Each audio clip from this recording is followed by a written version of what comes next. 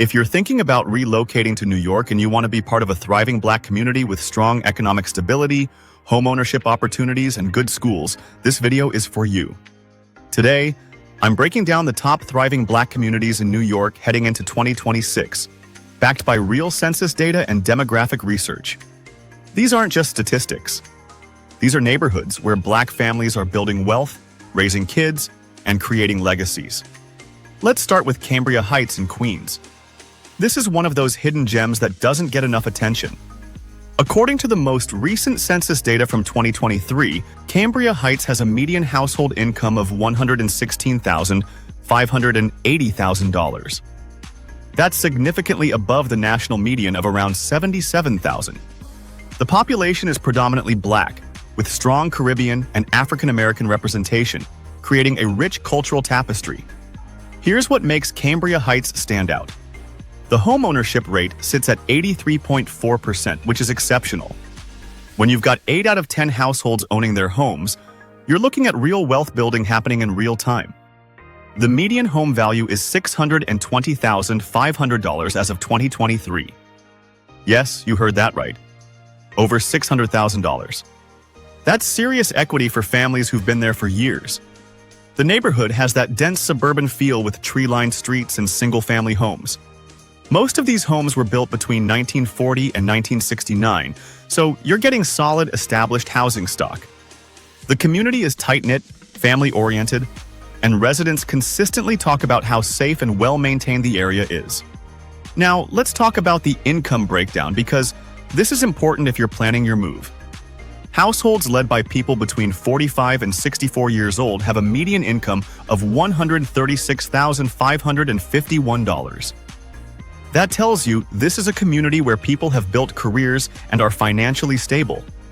Even younger households with people between 25 and 44 are earning around $112,952. And here's a key stat. 94% of residents live above the poverty line.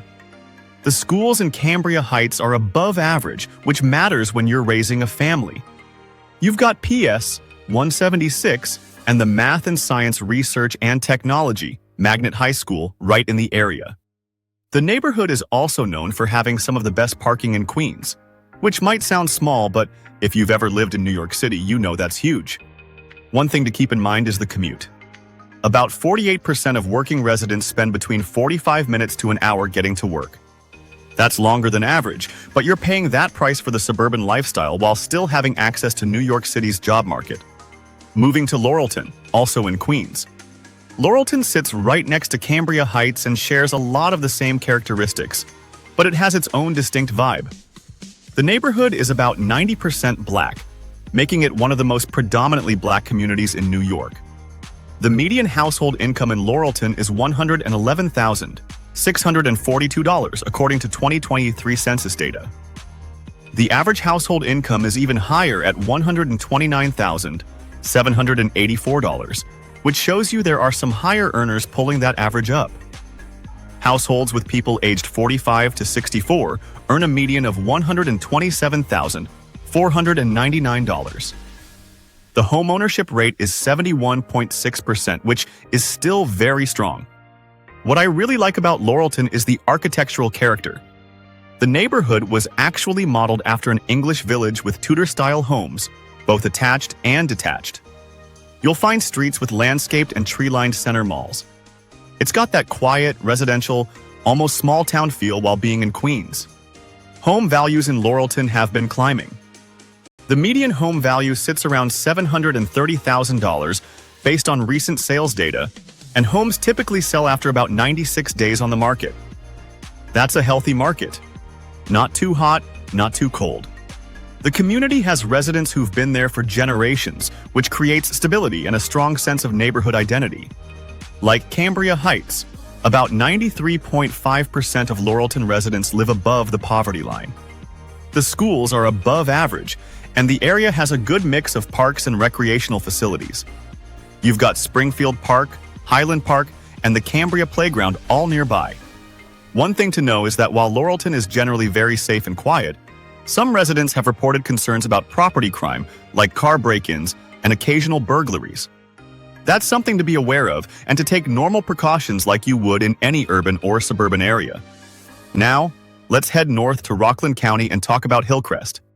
This is a different beast entirely. Hillcrest is in Rockland County, about 35 miles north of Manhattan, and the numbers here are impressive. The median household income in Hillcrest is $142,260 as of 2023 data. That's the highest of any community we're talking about today. The average household income is even higher at $151,887. The Black population makes up about 34% of the community, which is substantial but not a majority. The area is very diverse with significant Hispanic and white populations as well. The median home value in Hillcrest is $551,221, and the homeownership rate is 74.1%. What's interesting about Hillcrest is that it's grown rapidly. Between 2022 and 2023, the population grew nearly 10%, and median household income jumped by 19.2%. That's significant growth, which tells you people are moving there and the area is developing economically. The average commute time is about 31 minutes, which is reasonable given the distance from New York City. Most residents drive to work, and the average household owns 3 cars. Yes, 3 cars per household. That tells you something about the suburban nature of the area and the level of affluence. Hillcrest offers that true suburban lifestyle. You're not dealing with the density of Queens. You've got space, newer development, and access to Rockland County's school system and amenities. But you're still close enough to commute to New York City if that's where your job is. One thing to note is that 45.5% of Hillcrest residents were born outside the country, so it's a very diverse, immigrant-friendly community. The area has strong healthcare and education sectors for employment, with many residents working in those fields. So let's put this all together. If you're considering where to move, here's how I'd break it down. Choose Cambria Heights. If you want the highest home ownership rates and strong equity building potential, you're looking at over $600,000 in median home values with an 83% home ownership rate. This is perfect for established families who want long-term stability in a predominantly Black neighborhood with Caribbean cultural influences. Choose Laurelton if you like the architectural character and want that English village aesthetic with Tudor homes. The income levels are strong, the community has been stable for generations, and you're getting that suburban feel while still being in Queens. It's slightly more affordable than Cambria Heights in terms of entry price, but home values are climbing fast. Choose Hillcrest if you want the highest median income, more space, a true suburban experience, and you don't mind being 35 miles from Manhattan. You're also getting a more diverse community here rather than a predominantly Black one, which could be a pro or con depending on what you're looking for. The growth trajectory here is impressive, and if you're working in healthcare or education, there are strong employment opportunities locally. All 3 of these communities share some common threads. They all have median incomes significantly above the national average. They all have high home ownership rates, which is the foundation of generational wealth. They all have strong schools and family-oriented environments. And they all have tight-knit communities where residents look out for each other. These neighborhoods prove that Black economic success in New York is real and thriving. You're not settling when you move to these areas. You're joining established, prosperous communities with strong foundations. Now, I want to be real with you about costs. None of these areas are cheap. Median home values range from $551,000 to over $700,000. Property taxes in New York are high.